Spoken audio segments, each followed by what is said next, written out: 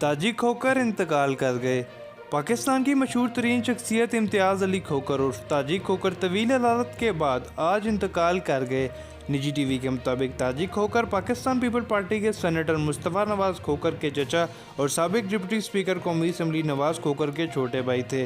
ताजी खोकर ताकतवर शख्सियत समझे जाते थे, ताहम इन्हें 4 अक्टूबर 2018 से इंसदाद दहशतगर्दी के चौथे शेड्यूल पर रखा गया था।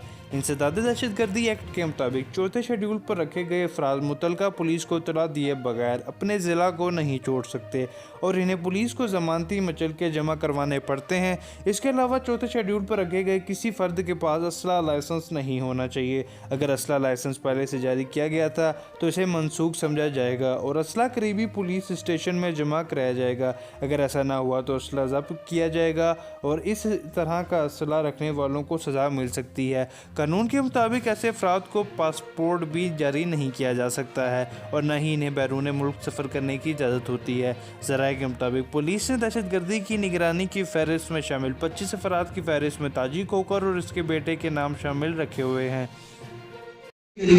पीछे इस इमाम के मुंह मेरा किबले की तरफ।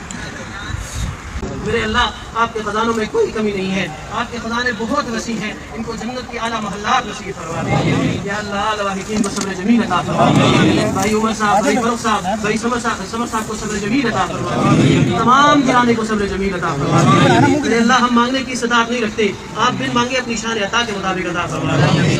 उम्मीद है आपको वीडियो पसंद आई होगी। वीडियो को लाइक ज़रूर करें, चैनल को सब्सक्राइब ज़रूर करें।